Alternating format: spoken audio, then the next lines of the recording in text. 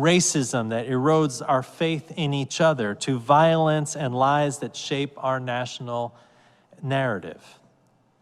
I watched the recent film Don't Look Up on TV this past week. It's great, I thought so, because in it, a comet is rushing to destroy the planet, and all around we look for ways to avoid the truth. From entertainment news to tribal politics, from nihilism to faith. We try to latch on to a self-deception that this reality is not happening. The film is a condemnation of our avoidance of truth in all its amazing forms. We turn quickly away from what is real. COVID has the planet ill. We have a crisis of democracy on our hands, and some in power will do anything to take our power away from us. Disparities in our country are far worse than we realize, and environmental issues wide-ranging. In favor of what celebrity is in a breakup or what new lie we can tell ourselves so the crowds on social media can leverage us to new wealth or power, we entertain self-deceptions, not to face the truths. We can only change that which we are willing to confront. That brings truth into light in ways that can be painful and difficult. Shout out to all our church members who are working on racism and environmental issues and democracy and women's rights. They know that we can, but we have to get past our self-deceptions. The core of Don't Look Up leads us through that narrative. Will we awake to our self-deceptions as a nation and as individuals? Will we entertain ourselves to death, or will we face what is real? They ask these questions.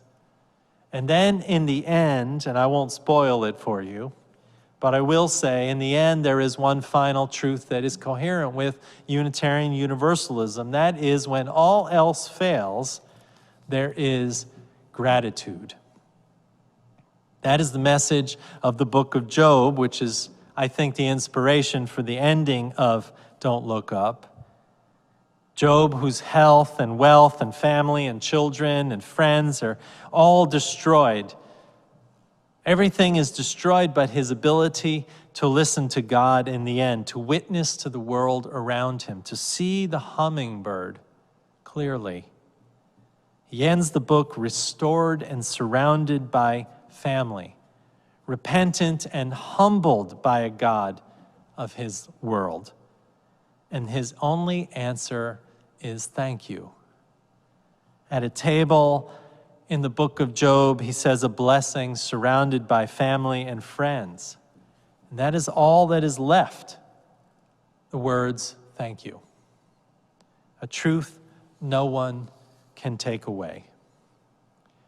Barbara Kingsolver writes in the essay that we read part of this morning, I only have to stand still for a minute and watch the outcome of 30 million years worth of hummingbird evolution transubstantiated before my eyes into a nest and egg to get knocked down to size. By the power vested in everything living, she writes, let us keep to that faith.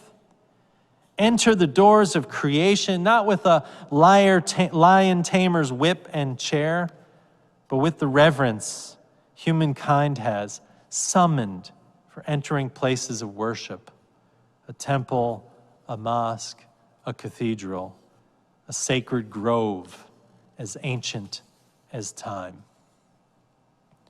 One final truth she points to, and that is, in that sacred encounter is the quietude that Christopher Long speaks of, that we need to find truths. In deeper and deeper reflection on life, can we cut through self-deceptions? Can we quiet our hearts and minds enough to experience and encounter the awe in the world? Can we find that relates to our gratitude? Those are the UU values around truth. And we know that the more we deceive ourselves, in the end, the less capable we are of loving ourselves or each other.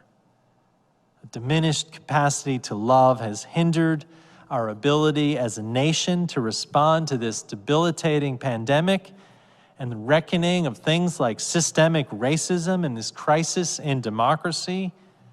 And it has undermined our ability to quiet ourselves enough to see each other and to see God in its many truths.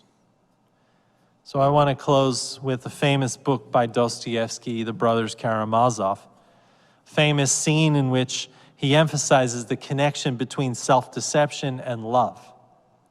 When Father Zosima tells Fyodor Karamazov this, he says, above all, don't lie to yourself. The man who lies to himself and listens to his own lie comes to such a pass that he cannot distinguish the truth within him or around him, and so loses all respect for himself and for others. And having no respect, he ceases to love. Friends, we see this breakdown all around us. We can take this advice and be part of the solution, or we can flow into the world of lies and untruths and let the world end in no love and disrespect. I say these words are good advice for us all. Words like the man once said, the truth sets us free. So let us live into them. So be it. And amen. Amen. On January 18th, 1980,